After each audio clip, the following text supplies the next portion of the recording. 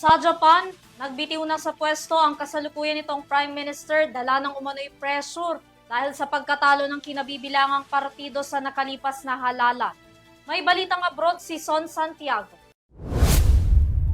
Nagbitiw na sa pwesto si Japan Prime Minister Shigeru Ishiba kasunod ng sunod-sunod na pagkatalo ng kanyang partido sa mga importanteng halalan. Inanunsyo ito ng leader nitong linggo na siya'y magbibitiw upang ipasa ang baton sa susunod na henerasyon.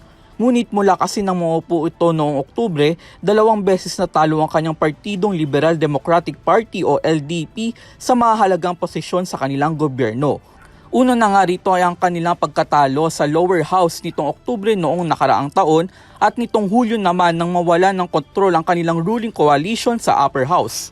Dahil dito humina ang kanyang partido at namumuno na lamang bilang isang minority government na kung saan napipilitan na lamang umano umasa sa suporta ng oposisyon ng partido upang maipasa ang anumang legislation na kanilang ihahain. Kasabay pa nito ang umanong pagsadsad ng kanilang ekonomiya lalo na sa patuloy na pagbilis ng kanilang inflation, dahilan para mawalan ng tiwala ang publiko sa kanyang liderato. Ayon sa mga ulat, mismong sina Agriculture Minister Shinjiro Koizumi at dating Prime Minister Yoshihide Suga na mga kapwa-miyembro ng LDP ang nagtulak kay Ishiba na magbitiw na.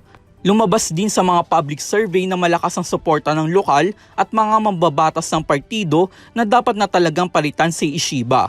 Gayunpaman, sinabi ni Ishiba na matagumpay naman ang pag-usad ng kanyang pamumuno, lalo na sa matagumpay na trade deal sa Estados Unidos sa usaping taripa nitong nakaraang linggo. Ngunit ito na rin umano ang rason para siya ay bumitiw. Sa kasalukuyan, naharap na sa isang leadership race ang Japan upang pumili ng hahalili kay Ishiba.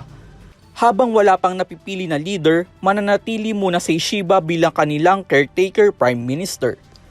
Para sa EuroTV News, ako si Son Santiago, sumasaludo sa bawat Pilipino.